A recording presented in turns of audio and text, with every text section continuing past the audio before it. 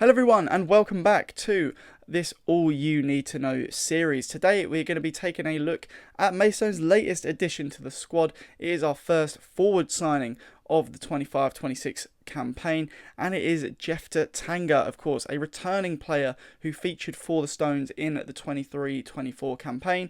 Very, very successful with Maidstone in that season as well, linking up with the likes of Matt Rush, Mo Fowl, and of course Solwanjal Smith. He is someone who impressed in his short stay with the Stones, originally a 4-week loan during that campaign, which did actually end up being the remainder of that season. He does primarily feature on the right-hand side, on the wing, can also feature on the left, so quite versatile again in that sense.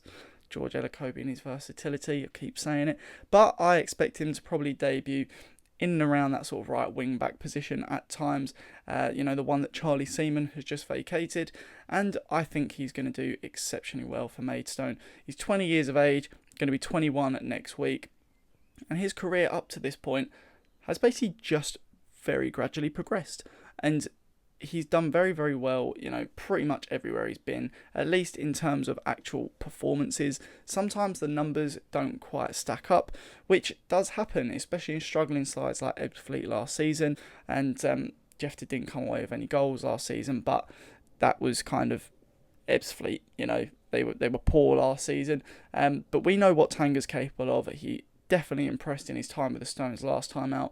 He did say in his interview with the club that he was actually trying to come back on loan last season. He did end up not coming back because we'd already agreed a loan with somebody else. So we've got him back at the start of this season, and to be honest, I think I'd rather have that. Last season we were struggling. I don't know if he maybe would have got us through the playoffs or a little bit higher on his own. Whereas now he's coming inside, we're going to have him for a full year. Any less than that, we're going to be seeing some sort of compensation for it, which is fantastic. But as I was saying about his career up to date, he did, of course, start off at Leyton Orient. That's where we got him on loan from last time out. He did end up playing for their under-18s and under-21s, featuring in the FA Trophy against teams like Southampton under-21s. I believe he did perform very well in games such as that.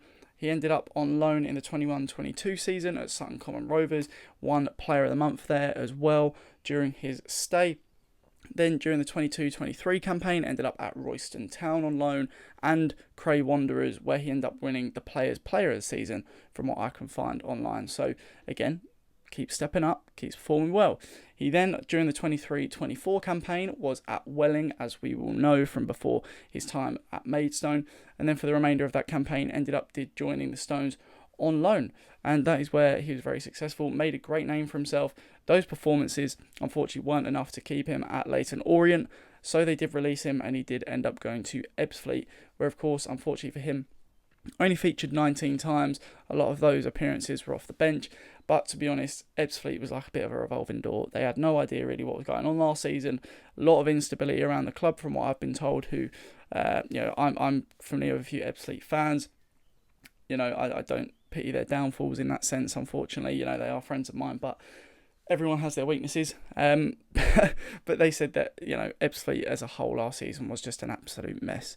So I can't hold that against Tanga, but again, the career was still just gradually pushing up, up through the non-leagues, into the National League. Unfortunately, ended up at a club that just wasn't too successful, and it's really hard for any players to perform in that sort of sense. So what do we need to know specifically about Jefter? What type of player is he? Well, if you don't remember from his time with the Stones, he's an incredibly impactful player, has a great impact on games going forward, can win your free kicks, can win your penalties, can get balls into the box, can beat a man on the wing, can cut inside onto either foot. He has a great ability at going forward, causing trouble. I liken him probably most similarly to sort of Solwanjal Smith in the last year or so. Someone who can just break into the box, a quick burst of pace. They're going to go down because someone's going to clip them, someone's going to foul them. And that's going to really benefit us going forward in an attacking sense, not only because of the ability he has at getting balls in the box, for example, or shooting on his own, but also that ability to win us those set pieces. If only we had a set piece taker in the squad, or at least could assign one in recent weeks, who could benefit us and link well with Tanga, John Gilbert. So just saying, there's a little bit of a link there. seemingly going to be quite a fruitful relationship. If Tanga's going to be featuring regularly in an advanced position, he's going to be breaking into the box. He's going to be breaking into those areas inside and around that penalty area, picking up free kicks, picking up set pieces, corners, that sort of thing. And that is really going to benefit Mr. Gilbert coming in. So hopefully we see quite a good, fruitful relationship come from that.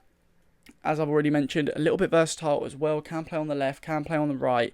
So hopefully, again, another player who fits exactly what George Elokobi's after, especially in that attacking sense. You know, it's the first attacking player we've seen George bring in this season.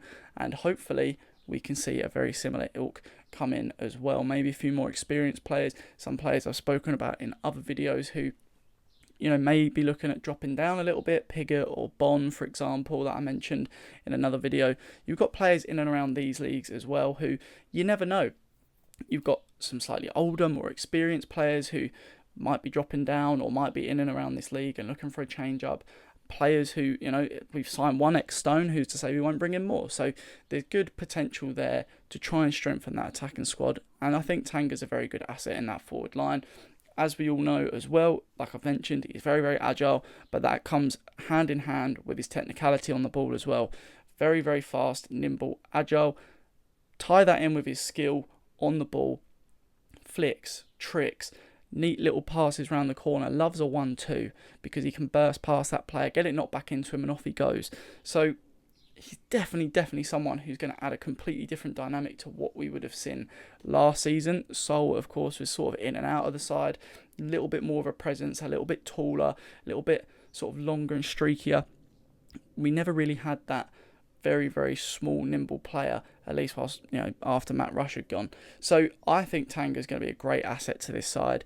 You know, someone who might link up very well with players who were here in the past as well. Sam Corn, George Fowler, Berkeley Agyapong, if he does end up re-signing, although we've not actually heard anything on him as of yet. So hopefully we'll see some good link-up play with the pre-existing members of the squad that you might be familiar with, and of course any new boys that may be coming into this side as well. So that is all you need to know as a Maidstone United fan, or someone who's watching from elsewhere and wants to learn a little bit more about what is a fantastic young prospect in Jeff Tanga. So thank you all so very much. If you've made it this far, leave a like and subscribe to the channel down below if you're interested in doing so, and I'll catch you all in the next All You Need to Know video. Take care.